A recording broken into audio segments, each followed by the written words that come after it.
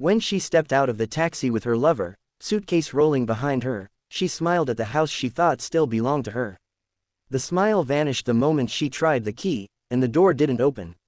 Chapter 2 Hook. She searched for him too late, because the man she betrayed was no longer waiting to be chosen. He had already sold the past, protected his child, and built a future she could never enter again. Chapter 1 The House That Held Silence. Everyone in the neighborhood knew Daniel as the quiet single dad. He woke before sunrise, packed his daughter Lily's lunch, tied her shoelaces, and walked her to school every morning without complaint. He didn't talk much about his wife, Sarah. People assumed she was busy, traveling, or working abroad. Only Daniel knew the truth. Sarah had gone on a vacation that slowly turned into months of silence. At first, Daniel checked his phone every hour. He reread old messages, replayed her voice notes, convinced himself that love meant patience. Lily would ask, "When is mommy coming home?" And Daniel would smile, forcing hope into his voice. "Soon, sweetheart." But nights were the hardest. When Lily slept, Daniel sat alone in the living room of the house Sarah loved more than she loved them. The furniture, the walls, the photos, all reminders of promises that had quietly died. The truth arrived one evening through a message not meant for him. A mutual friend sent a photo by mistake. Sarah, smiling on a beach, her arm wrapped around another man. Not a rumor, not a suspicion, proof. Daniel didn't shout, he didn't cry, he just stared at the screen while something inside him finally broke, and healed at the same time. That night, he made a decision not out of anger, but clarity. He would no longer wait. The house was in Sarah's name, inherited from her family, but Daniel had invested years into it, renovations, payments, sacrifices. Legally, it could be sold with her consent. When he confronted her through a calm phone call, she laughed.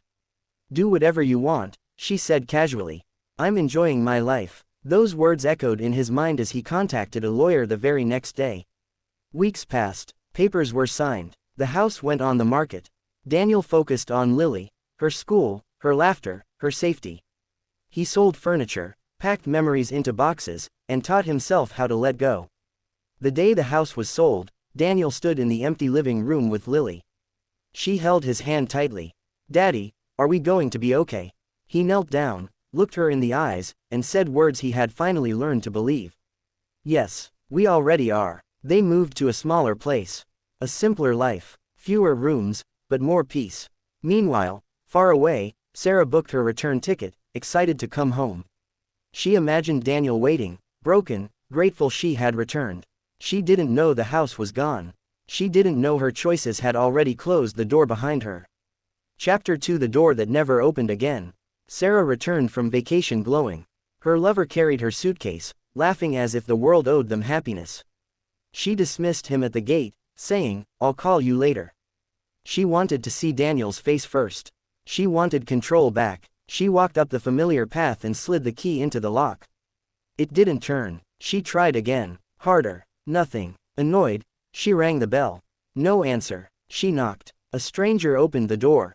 "Yes?" the woman asked politely. Sarah froze. "This is my house." The woman frowned. "No, we bought this house last month."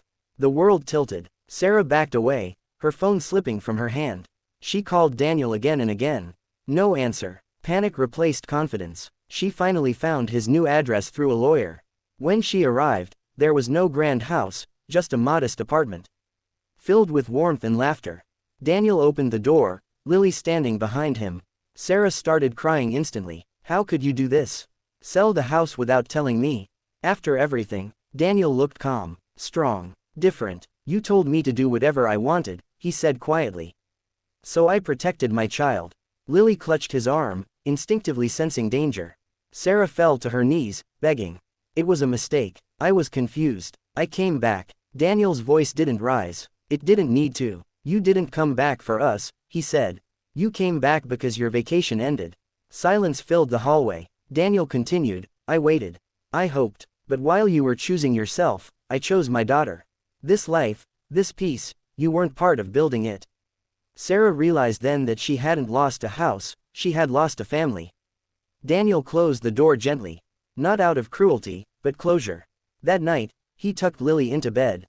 She smiled sleepily and whispered, "Daddy, you're my hero." Daniel sat beside her, tears finally falling, not from pain, but pride. He had sold the house, yes. But what he truly sold was fear. What he bought was dignity, strength, and a future where love was earned, not begged for.